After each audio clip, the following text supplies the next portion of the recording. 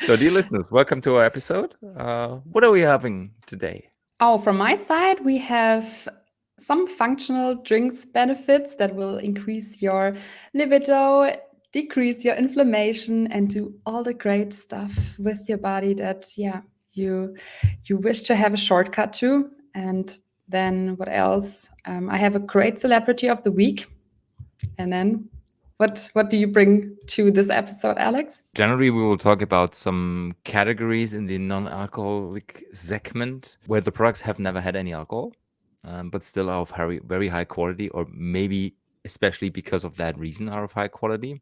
So we try and give us not a summary, but an overview about over those categories. And we will talk about functional drinks, kombuchas, teas, and juices. And the drink of the week, what a surprise, is also a juice. Sounds awesome.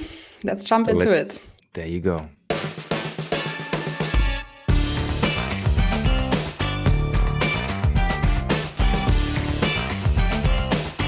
Welcome, welcome, welcome, all you curious people, no boozers, and wine lovers, to the 15th episode of Double O, your weekly go-to show to non-alcoholic drinks in the podcast universe. And we will start right into it with our celebrity of the week. Who is it this time? It's the guy with the most beautiful eyes and probably every teenie's dream. It's Zac Efron. Yeah, so Zac Efron stopped drinking in 2013 and he even went to rehab. And in an interview, he said that sobriety has helped him to find structure in life. He said that, whenever he woke up in the morning, his routine was to Google himself. And then at some point, he just stopped and really dramatically and instantly turned his life around 3 years ago, I think. And decided that he didn't want to see himself through other people's pictures anymore and start living his own life and be himself, and realized that a lot of hobbies had gone out the window and he couldn't do all the stuff that he really cared about in the past because he was always fearful of being followed. And then this one sentence really stuck with me. He said, crossing the line of fear is what leads to greatness. Very deep intro into the episode. I just looked it up. He was born in 1987. So when he started rehab, it was 26 years old. Yeah. Hmm. Yeah, I think That's when you quite are a early. celebrity, you probably skip so many years and so much stuff happens in 1 year that for regular people like us happens in 5 years. So maybe also this realization of, okay, I want to stop drinking and I want to feel myself again and I want to do things that I care about again. Maybe that is also happening quicker. And I think that's what a lot of these celebrities report why they also stop drinking, is that they get this schizophrenic view on the world. Like they always fear that they are followed by and that nothing makes sense. You know what I mean? Mhm. Yeah. Not every person is able to deal with being in public, and some people manage to do this very, very well. And the interesting thing is when, for example, Keanu Reeves, he takes the train in the US and in New York, and there's so many pictures of him sitting in the metro. But when you do this for a while, you get kind of accepted through society and stuff. Mm. But when you are always hiding behind your villa and having pool parties with other celebrities and you have paparazzis all over the place, this can make you really crazy. I mean, After you know the 1 week in feeling. Germany Even, with Deutsche Bahn, he would probably never take the train again. Sorry, I had to say that. no worries. Everybody's Sorry, I didn't. bashing on Deutsche Bahn. Actually, Yeah, there they was even managed. an article in New York Times where they said that this is a large problem at the moment in Germany with the soccer's the EM that we have going on right now. They even they even made a comment on this, that the railway system is so bad. And I was like, yeah, wow, if this is even coming up in New York Times, then Deutsche Bahn really made it in the best possible way. Did you know that the Deutsche Bahn, so the German railway company, doubled its sales in beer on the train over the last 2 weeks? Oh yeah, makes sense. Yeah, because you were not allowed to drink, at least during the games of England, your normal beer in the stadium. There was just Chandy, Radler, but there was no normal beer. So Mhm. everybody who was heading to a match was drinking in the train. So if you were late, you drank even more. Isn't that Oh funny? my God. Maybe it's a It's so business model being strategically. made. Yeah, it really is strategically. Ah, funny. Yes. Yeah, Oh, I sorry. also feel like soccer is so deeply connected to drinking beer It is. that we will have. I would really love to see the statistics after the EM, how many more liters of beer were drank in Germany or generally in Europe Yeah. during that time. And there will definitely be statistics, and I guess I will talk about them at Pinot Pixel as well. The last episode I recorded was basically 30% European championships and beer in relation. So yeah, and it's interesting. It's a business. It's good for the industry. It's interesting for the industry, and the consumption of the alcohol-free products also rise. Maybe not in a super high level at a super high level, but I guess some people tend to do zebra striping with beer as well, because otherwise they won't be able to see all the 90 minutes. Yeah, and also a very shocking statistics that I read recently was that the aggression potential also increases when a lot of alcohol is being Drunk. drunk. I really don't know what I have going on with this word. But yeah, the the amount of sexual or just aggressive behavior against women at home, like from husbands to or the partners against women, also rose during or it rises during that time, and that's really really scary. People don't drink too much. Yes. But we will press all our thumbs we have for cross our fingers for Germany tonight. At least the two of us. Germany, Denmark. The Germany's playing Danish Denmark. people that are listening to this are like, yeah, this is the point No! where I turn off. Unfollow! No.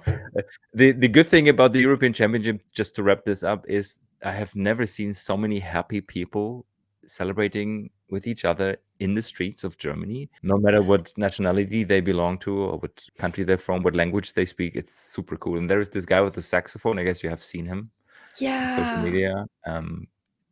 I love this vibe, this Euro vibe, Yeah. and hopefully they can keep it afterwards. So coming from the Euro 24 and a sober Zac Efron that is only known for dry drinks and still wet panties today, we want to wrap up the categories. That took a second. That took you a second. Okay. Yeah. Uh, we'd love to talk about the categories in the alcohol-free segment, and we did this every now and then. But today, we want to focus on the categories where the base product has never had any alcohol or barely had any alcohol. So we won't talk about beer or wine or spirits, because this is not only the biggest but also the most talked about categories. We would love to talk about tea. We would love to talk about kombuchas, juices, functional drinks, and we will of course clarify what this all means. And I had this meeting with a client that talked. I told you from on Tuesday, and we were even struggling to find categories for their portfolio. So for the wine shops, how do we Mhm. sell it? How do we give it to the people? Because there's so many things. There are those proxies, there is shrubs, and I mean, when you are in that bubble, you might know this, but how would you, a general question is just popped up in my mind, how would you communicate it? What would be a good idea? So I think it depends on which effect you want to have. And for let's take me, for example, if I want to watch a soccer game and I maybe want to not drink that night, and I would be like, yeah, okay, I'm going to not drink that much sugar. I don't want to have a very sugar loaded drink. And I want to have some benefits that are affecting my body positively. Mhm. And I maybe want to feel a little bit more energized through it. And it has to taste good. What would you recommend? You mean as a You product? don't have to answer it. Yeah, that's what I would go I into the mean, store and the good ask thing is for. I know you at least a bit, so I would either tend to give you, I would say something out of the tea area, or maybe a functional drink with those weird things I even cannot pronounce, with the mushroomies and where the GABA is not kicking that much. um, but we really struggled because I mean this is a very specific case where you say I want to be refreshed. I want to drink something that I like that of course tastes good. Um, but you're not looking for a tea. Our way was going more direction of the occasion and the Mhm. situation you want to have this drink in. So I don't know, let's say as a gift or for wine and food pairing or for easy drinking that in summer or so. What I want to say is we don't have to talk about the categories always. And when you look in, especially in the US in marketing, sometimes we have to Google for 10 minutes to find out what this product really is, but because they don't care. Mhm. It's just like giving this, as you just described, this feeling, this, you know, on the terrace, it's refreshing. It's nice. It's low in sugar. It's low in calories, and like it gives me It's also this gluten free, it's vegan. yeah, 150 stamps on it.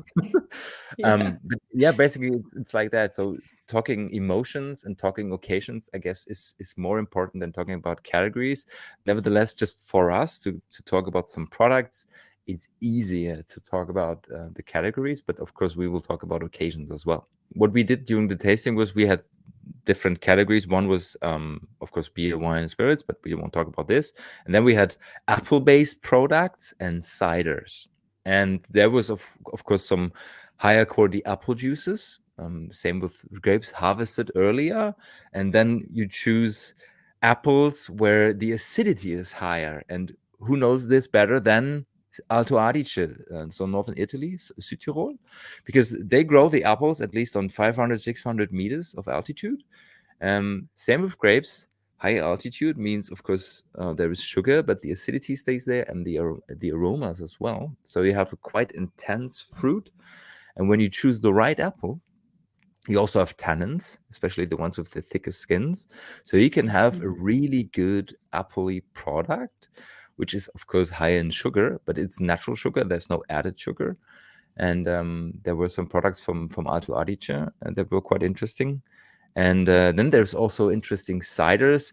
There's only few available in Germany, but I know some from England where you just started the fermentation like beer, and you stop it at 0.5, and you have at least the taste of a cider, and you can still consider it as being alcohol free. In Rheinhessen or Rheingau, that area, they also like to drink apple most. It's called Mhm. most. And it's much more bitter, I would say, than cider, at least how I remember it. I have to drink it again. So maybe this will also celebrate a revival and a comeback. Yeah. So you mean the how do they call it? The Epler, sweet or sour. Yeah, Usually exactly. you have Yeah. this choice. Yeah. Yeah. Yeah. Yeah, and they drink it like a spritzer sometimes. So either with still water or sparkling water as well. Basically, you're totally right. It's more the area around Frankfurt, Wiesbaden, where Hmm. people love to drink that. It should definitely have a revival because even if we are talking about finally fermented products, ciders are sitting way lower, around 6 to 7 alcohol, but you still have, at least with good products, the wine and food pairing approach. We just talked about that with rosé. I mean, there is also, again, different occasions. If you want to have an easy drinking thing on the terrace, just have your cider or spritzer or whatever. And if you're talking about, I don't know, I'm not a food guy with I'm not a meat guy, but liver, for example, suits perfectly with apple products, with apple drinks, apple drinks. Yeah, yeah, makes sense. That's what I Mm. also sometimes added to the liver pastry on top. Like Yes, it's always exactly. paired with pear or apple. Yes. And Just to mention a few companies because it's not advertisement as usual, but there are some companies that are quite known for good products like that. And the biggest one in Germany, I guess, it's Geiger. Jörg Geiger, the manufacturer Jörg Geiger, is quite famous for products that are made of usually natural products such as juices, and then some are based on dealcoholized products with wine, and they're quite big in gastronomy, and they have a huge portfolio. So if you're looking for a good alcohol-free alternative, no matter if you're a private person or a gastronom working in gastronomy, Geiger has a lot to offer, and we also had some products, Apple-based products, on Tuesday. And another company I tasted at ProWine in March was Ambitious or Ambiju. I still don't know how to pronounce them. Have you ever heard of them? I think Ambiju sounds Ambiju. really nice. Ambiju. It, yes. Ambitious. And funny, they are from Denmark. Maybe we will stop importing them when we lose the final of the last 16. I don't know. But we know what they are drinking tonight. Yes. Is there And I would love to. is there a beer brand from Denmark that comes to your mind immediately? Oh, the problem is I have many in my head that are from Scandinavia, but I can't. I don't know if they are from Denmark. Iceberg is Norwegian. Hiding is Dutch. Isbjörg. What is it called? Isbjörg? Let me check it. A couple of years ago, I mean, Carlsberg is Danish, I guess. What is it called? There's a brand called Beyond Beer.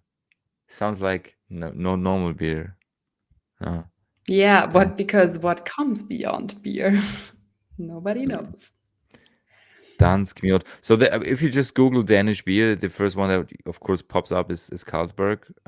But the rest is nothing I know. So all of our Danish listeners, probably one half a person. Please tell us what Danish beers you can recommend and what you are drinking to watch tonight's game. I can definitely recommend the Carlsberg 0.0 because I tasted that in a restaurant in Germany, and it was really good, especially from tap, because we talked about this. There's a difference Yeah, you in the tap beer. told me. And Yeah. what was the one you just tasted? You posted on Instagram. What was the beer? Was it Heineken. Heineken? I was Heineken. Okay. Yeah. I think Yeah, that's Dutch. it's Dutch, yeah. The Dutch, we won't see the Dutch. They will lose against France, and then bye-bye, guys. Sorry for that. Okay. Coming from alcohol-based products and beer to the next category, the very interesting category is teas and kombucha. And sometimes it's quite tough to put them under the same hat because tea could also be made in a way that we know normal tea. So you just have some herbs, some fruits, and you put it in boiling water and just wait for a second and get kind of an infused water. But in addition, you can also have fermented teas, and they are way more interesting. If you remember episode number, what was it, 11, I guess, when we wrapped up the London Wine Fair, we were talking Mhm. about Sideshow, the company from England that is playing around with fermented teas, but it's still something different than kombucha. And I've only had, I don't know, maybe 10 kombuchas in my life, but I have no clue. So please enlighten me. Enlighten me, please. What is kombucha? How is it made? I will put on my lecture glasses because Dr. Isabel is back with some scientific facts. Do you know where it comes from? Kombucha? Yeah. I would guess Japan Yeah. because Either China or Japan. And it is basically fermented tea. So they take green tea or black tea and then they add bacteria, yeast, and sugar. Mhm. And this then creates a colony of bacteria and yeast, which has its own name, and it's called SCOBY. So GABA and SCOBY, they would be a great team, right? and, Sounds like a and then comic what from the we, 70s. yeah, and then it results in this slightly carbonated drink and has a little bit of alcohol sometimes, and it's not really sweet, I would say. It's more like acidic acid, like sour. Mhm. And it has so many benefits. Wherever I can, I'm always getting kombucha. And first of all, like I think everyone knows about the probiotics and gut health part, but I still wanted to mention it quickly because during the fermentation it creates probiotics, which are this very beneficial bacteria for your gut health and yeah, can improve digestion, reduce inflammation, and even aid in weight loss. So kombucha is really Okay. the best you can do for your tummy. And if you make it with green tea, it also contains these powerful antioxidants called polyphenols. Polyphenols are interesting from the aspect that they help burn calories. They can help reduce belly fat and improve your cholesterol levels and control your blood sugar. So I always try to drink green tea or at least matcha because it has these benefits on your metabolism. And it can also, there have been some studies that show that it helps to lower the risk of prostate, breast, and colon cancer. Okay. After this Interesting. episode, you are, yeah, you are a scientific accredited doctor. And then thirdly, it's also very good for your liver because what you harm your liver with alcohol, you can at least somehow make up with kombucha because it has these antioxidants in it that also help the liver to get rid of toxins. And then fourth point is it has antibacterial properties through the acetic acid. It can help kill harmful bacteria. So also when you feel like you're getting sick, try a kombucha. Maybe it will help a little bit. Or for this E. coli, Escherichia coli, I don't know what it's called in English. It's also very helpful against that bacteria. It can also decrease your heart disease risk because it balances the bad and the good cholesterol. Mhm. So really, really cool. And then I don't know if this is really something important for our listeners, but we, amongst all these functional drinks ingredients and green tea and now kombucha, there seems to be a lot of studies that help to find out what is good against diabetes too. And this is one of them that is also help to manage type 2 diabetes because it slows down the carbohydrate digestion Mhm. and it reduces the spikes in your blood sugar levels. So it helps when you are like me. I really feel that every time I have a high sugar drink or food that my sugar level is just up in the air somewhere and I have to yeah flatten it, and this can really be helpful for that. Hmm. Whew. End of Um, spotlight on the kombucha. and just to clarify, so the kombucha is the final drink, and Yeah, the kombucha kombucha is results from having a tea and fermenting it with this mushroom, I would say, called scuba. Or what is it called? SCOBY. yeah. So you add the SCOBY. Yeah, you add the yeast and bacteria. So yeast, Okay. bacteria, and sugar to Mhm. black or green tea, and then you let it sit for between 7 to 20 days, like Mhm. something between that. And the film, like it creates this film on top of the beverage, and that is called SCOBY. And you can also reuse the SCOBY. It's like with yeast Like bread. when you bake something. Yeah. Mhm. You can add it to something else and it will produce the kombucha faster. Can I give it a name if I would do it? Hey, Scoby, how you doing? Blah, blah, blah, blah. Yeah. Hmm. Have you ever tried that? No, but I actually like after I did this research, I was like, it's just so easy to do that. Same with what are these fermented vegetables called that you sometimes get from Ah, yeah. I know what you mean. It's a big thing in fine dining as well, where you kimchi. ferment. fruits, kimchi. Yes, Kimchi. That is so easy to make and it's so good for your tummy. Like everything that is fermented is really helpful in so many ways with gut bacteria health and reducing inflammation and etc. the interesting thing is, the more we talk about stuff like that, the more I discover the Japanese kitchen world of China, or especially of Japan, for me, because it's healthier, it's lighter, it's super tasty, it's fresh, it's full of vitamins, if of energy, but still not in this, I would say, Western manner of high sugar, high carbs, and What of is your course, favorite usually. dish? Oh, that's a good question. I guess I don't have a favorite dish, but talking about Asian food, I'm a big fan of the soups with the big, what are they called? Udon? Yeah, the big noodles, udon. And I will definitely have Mm. an udon for lunch today.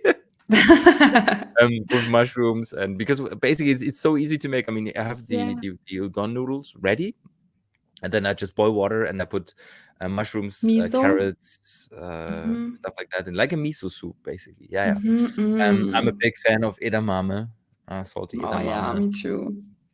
And I also love eating with sticks. I really like that because it's kind of this the coordination training for your fingers. And know what you are thinking right now, but if you are sitting on your laptop, I don't know, 7 hours a day, it's a good way to I don't know, restructure your fingers or whatever.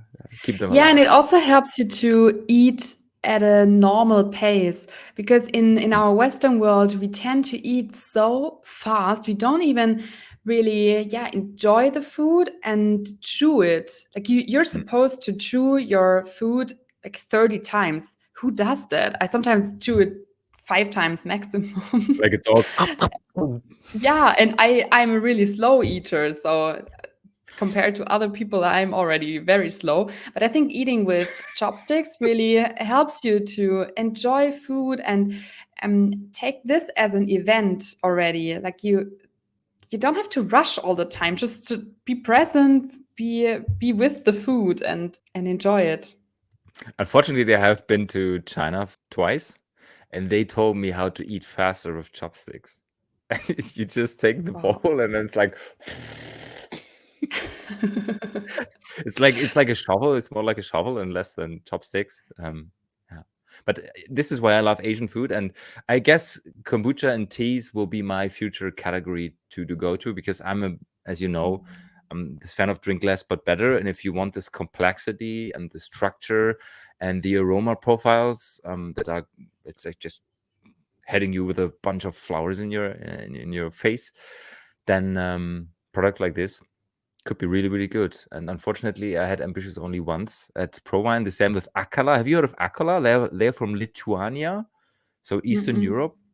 Super well made products, and hopefully they will import it to Germany one day so we can try it. But there's also some great products available in Germany. I mean, have you heard of Fanamen? They're quite big, quite famous, known for juice and for teas in Germany. Entry level, sitting around 8 to 10 euro on the shelf in almost every retail market. Then we have Geiger, of course. We have what is it called? Boucher. I guess they are from Germany as well, but they chose a French name. And I guess it's tea, but it looks like pet nut, like hazy, orange juicy style. Mhm. I can send you a picture. But I mean, what I wanted to say is there is many products available. You just have to taste and try them. And where do you usually get them? Like, are they present in supermarkets already? Actually, unfortunately, not where I am living. I guess when you're in Berlin, you have three, four, five, six shops where you can go to. And usually I either Google this and do some research, and then for tastings like the one with my client, I just ask for samples. But if I want to buy them privately, usually it's the online shop.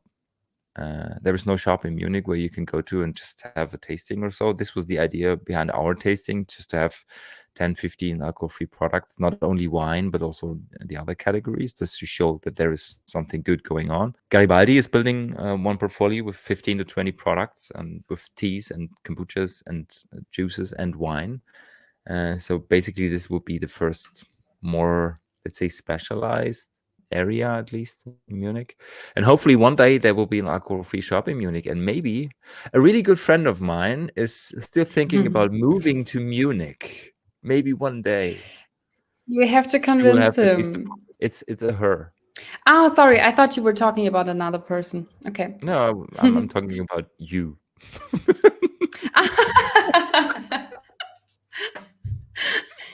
Yeah, from all these ideas that are in my head, this was also one of them, to have this like pop-up store where people and also gastronomy and wine shop owners that are not really daring to sell it already, but want to try stuff to bring it closer to people.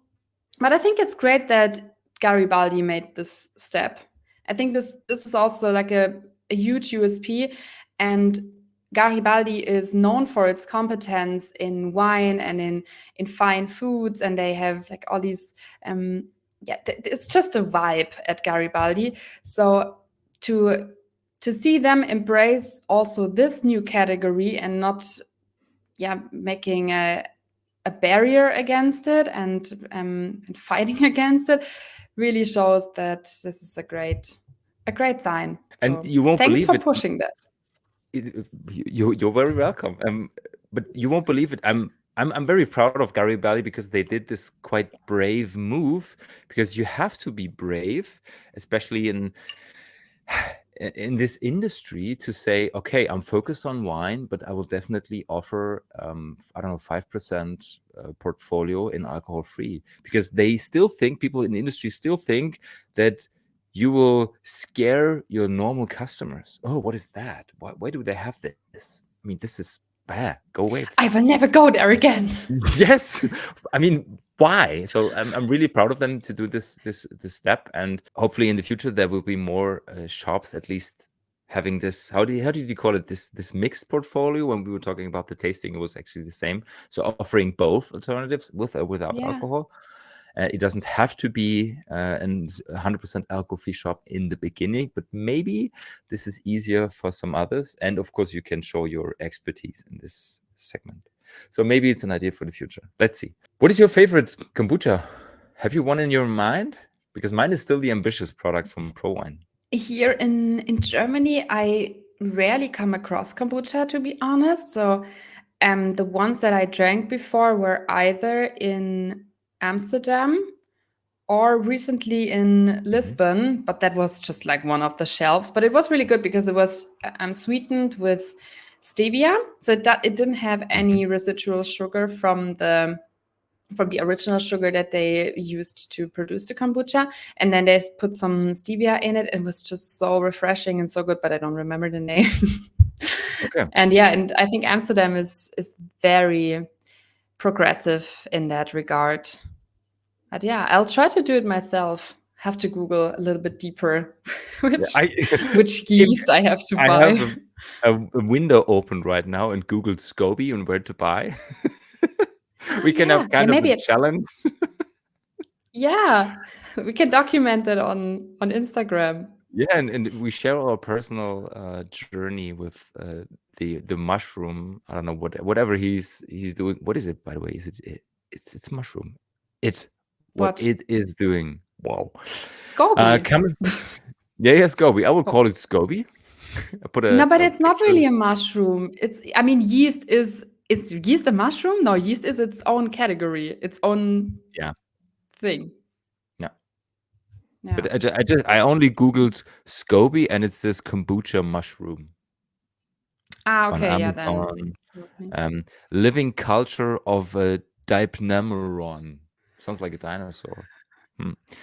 But it's super interesting. And I mean, the fact that you can do this at home on your own, and guys, believe me, I tried that with wine as well, but I in the end I finished Gave up up. having.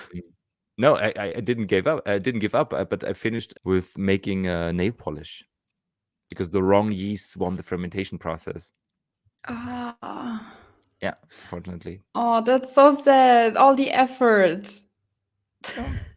No, Yeah, maybe that's it's why there agriculture. are professional winemakers. that Yes. we And leave this I up guess we to. will say the same after our kombucha experiment, but let's do this. Probably. Yeah, So, I'm in. coming from tea and kombucha, there's another very interesting category, and I guess we have an expert on this part today for functional drinks.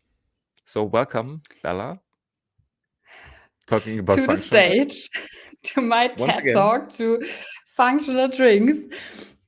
Okay, so we spoke about this in previous episodes before, but I just love it. So I'm quickly going to recap what a functional drink is, and then I would just like to speak about some of the ingredients that I recently tried or that I'm taking on a daily basis or that I just stumbled upon. Like it's a very random selection, but I couldn't take all of them.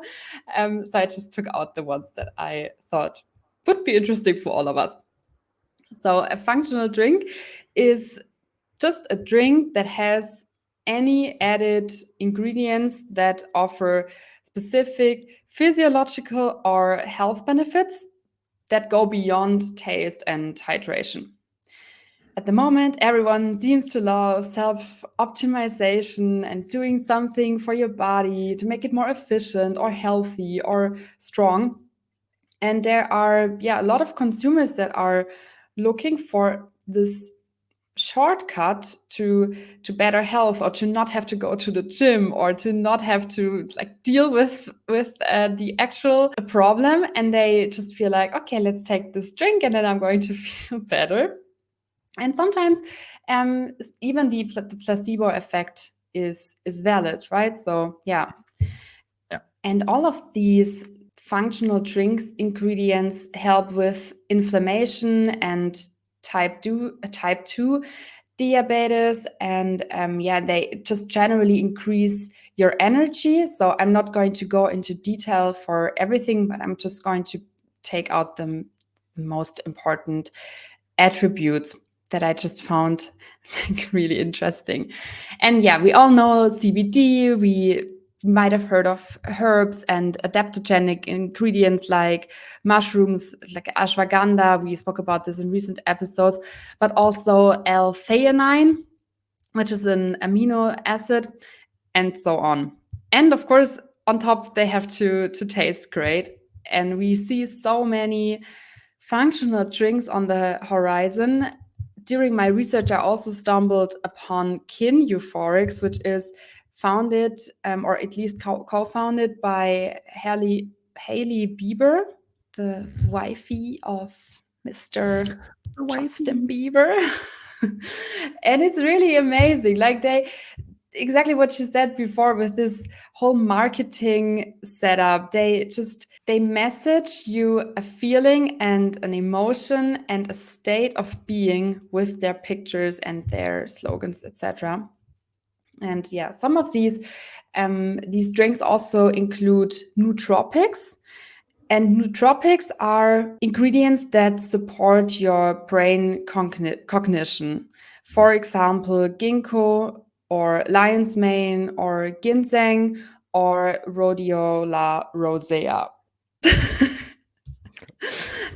So let's start with maca. I already take maca for a long time. Maca is a root, and what I found out recently is that it can also increase your libido and reduce sexual dysfunction. So it's something that you can just put on your granola in the morning, and it has Okay. so many energizing. I'm on You here. can put on your granola in the morning. And then you go right into bed.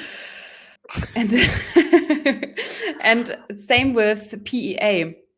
PEA is a chemical that is found in small doses, also in dark chocolate, and they stimulate the nervous system and trigger the release of opium-like compounds that are also known as endorphins. And PEA also increases the activity of dopamine, which is directly linked to sexual arousal and desire. So maca root, PEA, and also another one that I'm going to mention, like Schisandra, is also one going to go into a little bit more detail at a later stage. But yeah, if you want to just increase your arousal, then these three are very helpful. Then at the moment, I'm taking resveratrol. Oh God. Which is also found in red wine. And some people argue that red wine is so healthy because it contains resveratrol. But yeah, the amount that resveratrol is found in red wine is so minimal that you have to drink so many liters of red wine that the benefits are outweighed by the downsides of drinking that much alcohol.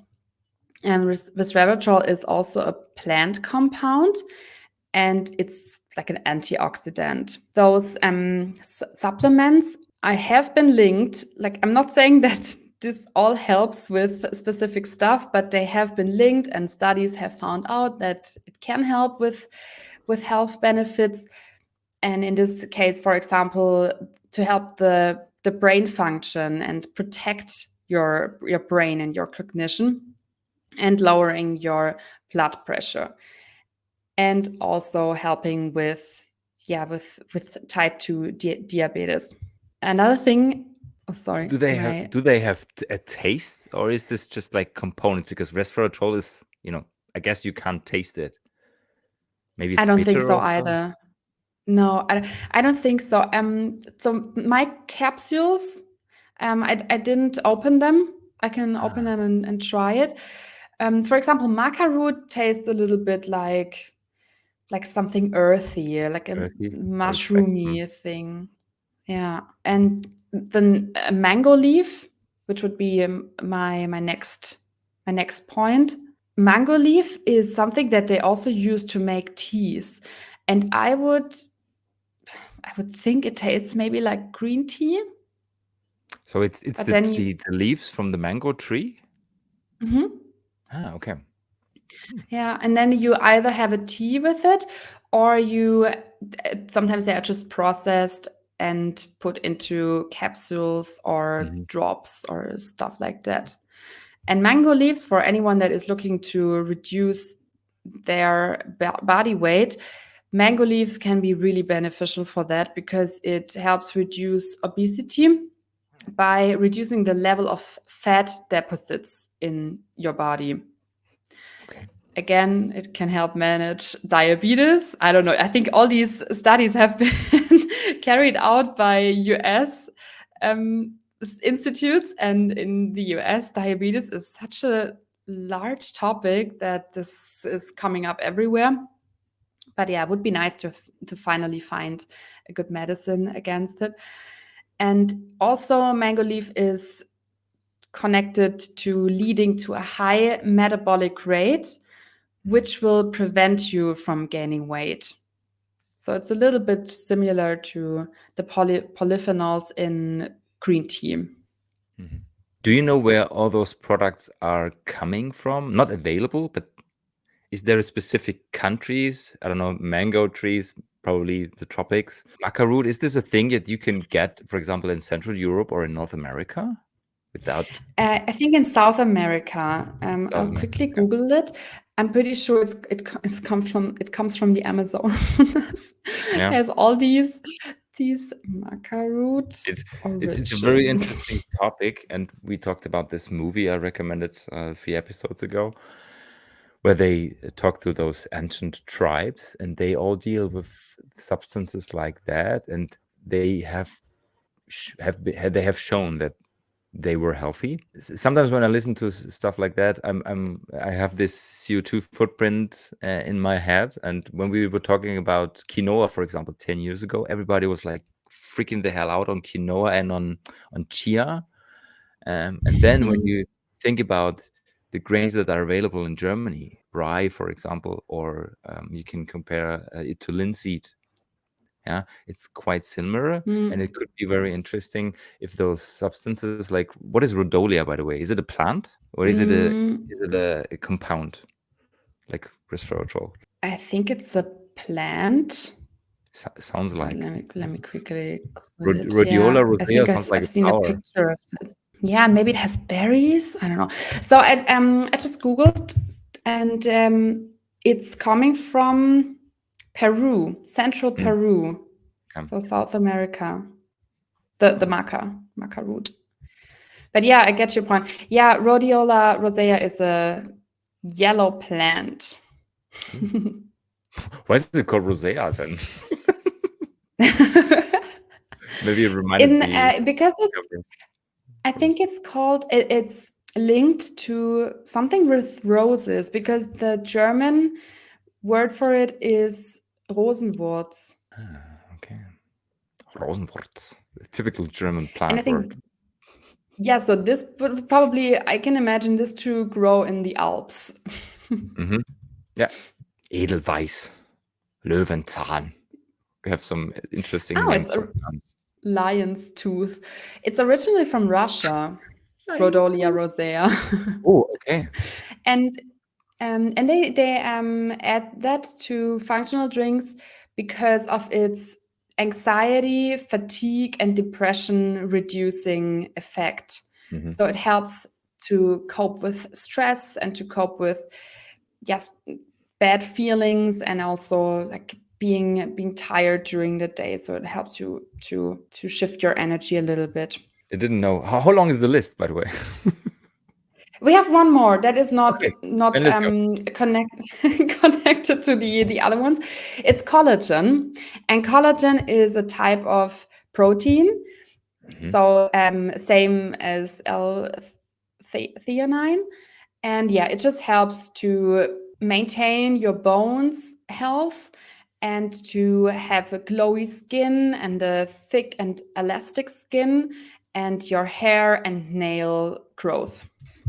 Okay, over and out. Let's get Everything this I'm looking Dr. for. Isabel out of this room. Okay. What does a functional drink usually come in? Is it in cans? Is it in bottles? Is it in smaller size bottles?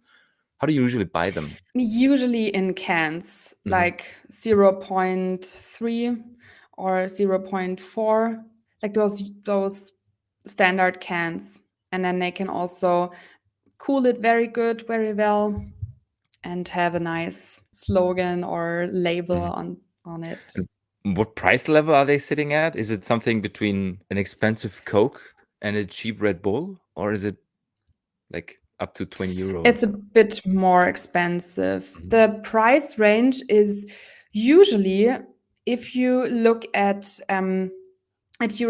European prices, and we calculate it in euros, I would say for one can between 350 to 650. So there's really open end depending on the quality and the effects of the ingredients and how dense it is.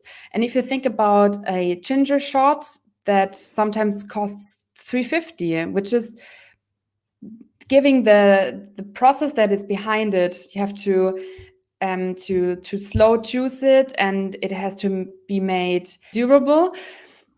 And yeah, then of course it can be a bit more pricey.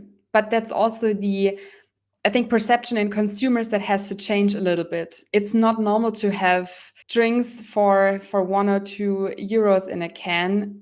And yeah, you can imagine that the stuff that is in there is not really good for you, which a Coke isn't and a Red Bull isn't. They were quite successful in brand building over the last decades, so it's easier to sell them. And of course, the price point is still a thing. And I love the marketing of Red Bull, but I hate the product in taste and in what it is. This taurine craziness, especially for young people, marketing done right. So hopefully in the Mm. future, there will be some functional drinks companies that know how to sell health in cans. Oh, interesting slogan, isn't it? Health in cans. To people like Euphoria us. in cans. Yeah. So thank you very much for this introduction. Right now, I'm really, really looking for a tea. I want to have a tea right now with so many, I don't know, ginger and turmeric. Yeah, just throw everything in, drink it. By the way, we make ginger shots on our own. It's quite intense, and I'm happy that I just drink it. Stephanie's responsible for that. Good stuff. And when you make it on your own, it's so much spicier. Yeah. But So much more effective, probably. Yeah, like morning 6 a.m. You're like, hello. Okay, we already recorded almost 1 hour. It's a lot of fun today. Let's wrap up our last category, or is there anything you want to add to the functional products? No. I would love Okay. to talk more about it, but I feel like I have to stop. It's super interesting. And Yeah. I love talking about categories like that because we're always like wine and beer.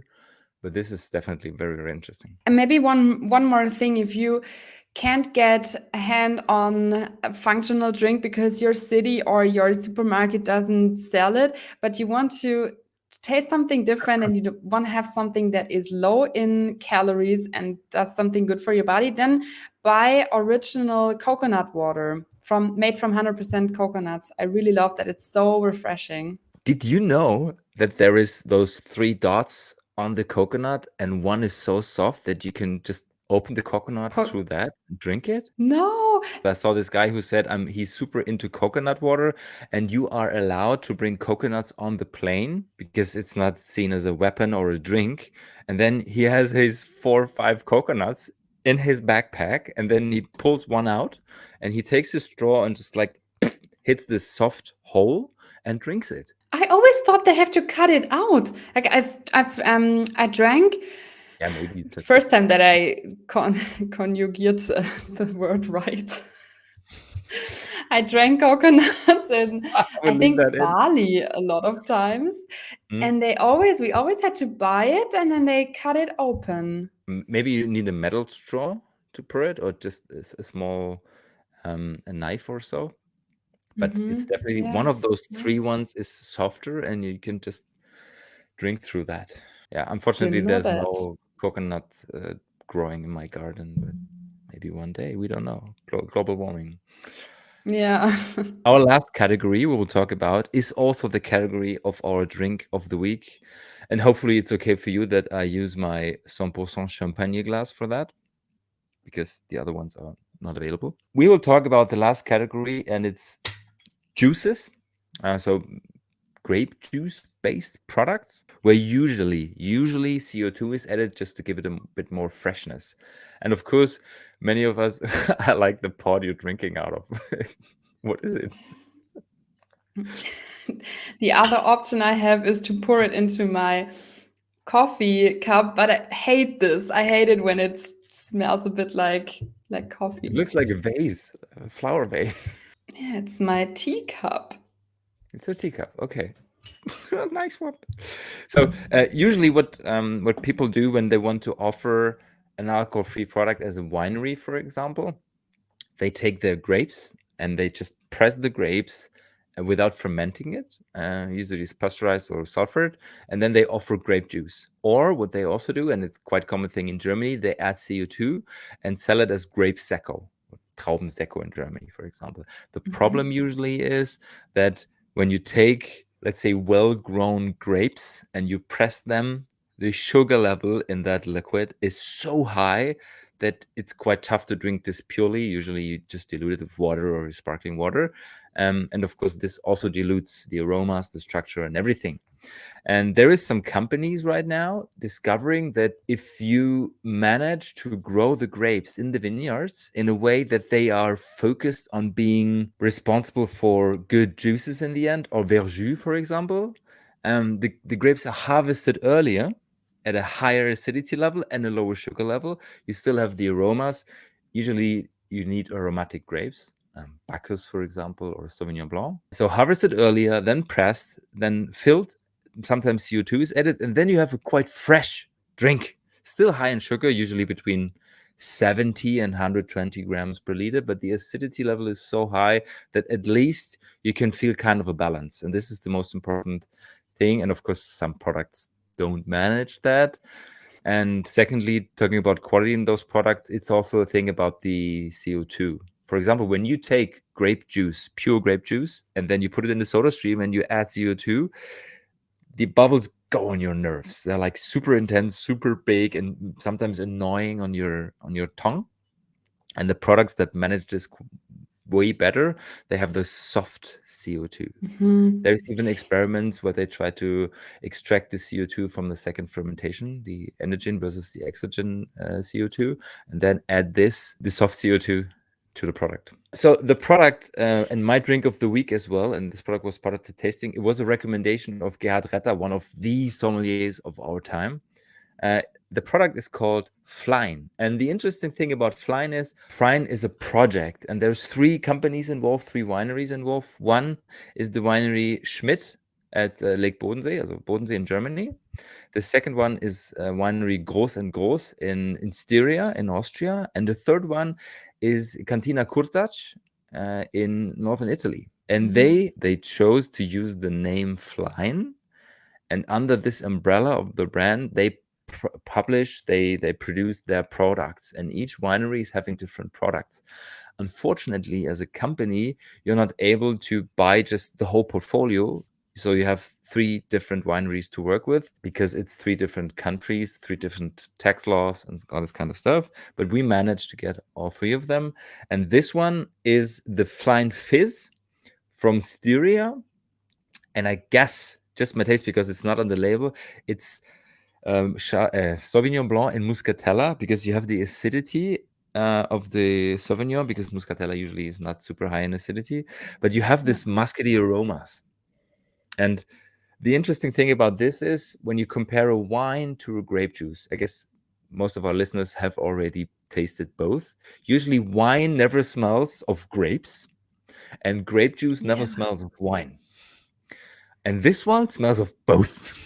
So you have this grapiness in the nose, but you also get this hint of the muscety aromas, like slightly nutty, slightly floral, and it's just interesting. And in addition, you have it. Firstly, it reminded me of kind of a cake, of an apple cake or so, because you have some hints of yeasts, and I was like, "Is this really unfermented?" But it is actually 0.0, and it has never had any alcohol. So yes, those are super interesting. And on the palate, the acidity is so high, it's so fresh, and you can feel the sugar. It's quite full bodied in the mouth. The sugar level, according to the label, is 116 gram per liter. Oh my So God. it would be considered as a sweet wine.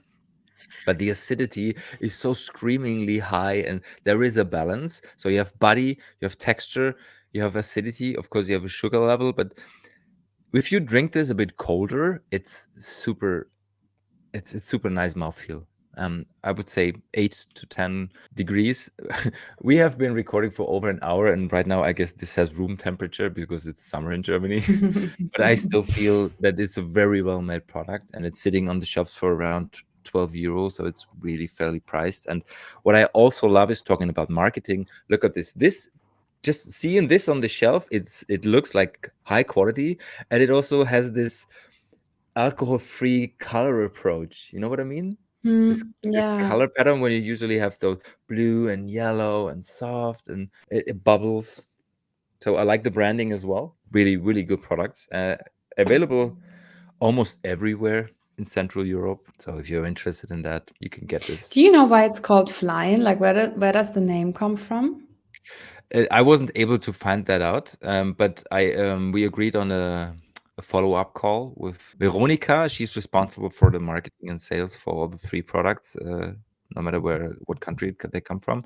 The interesting idea, or let's say, I would phrase the idea of Flein as grape juice with terroir, because it's a totally different Mm. approach, because they grow it in the vineyards with the idea of resulting in a juice and not in a wine.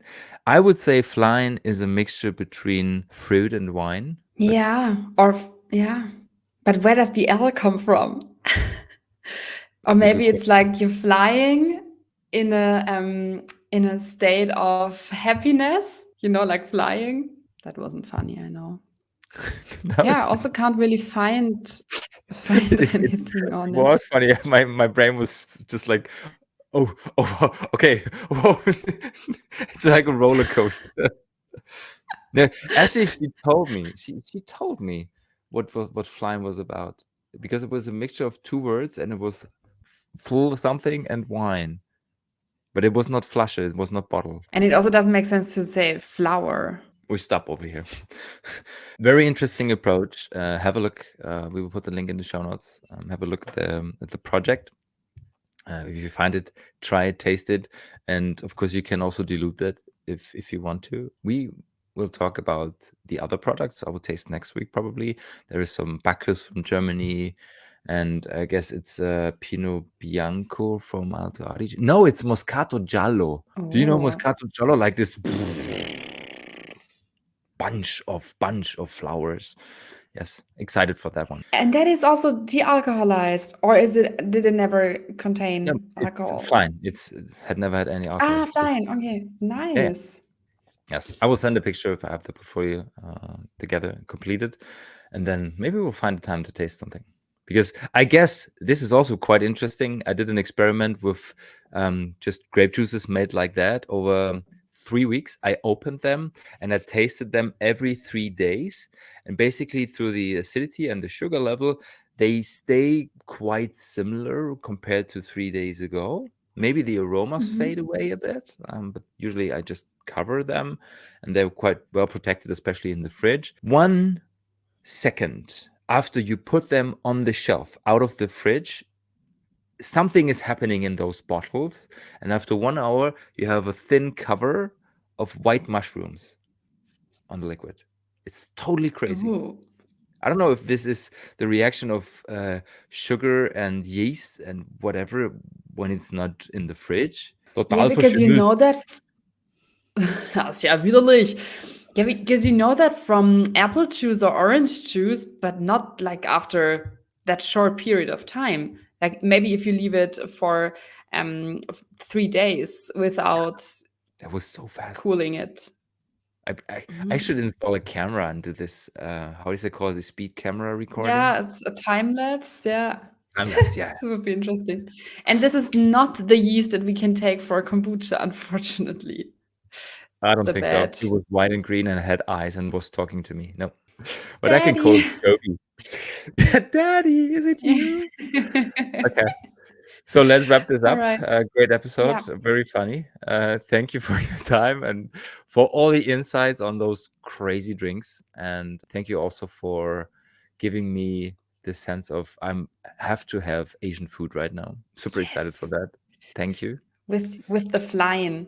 Yeah, and thank you for bringing in the product news this week. It was really, really interesting. And thank you all for listening. Please leave us a comment and leave us a like if you enjoyed this episode. And as always, start your week right by making conscious decisions. Bye bye. Ciao, ciao.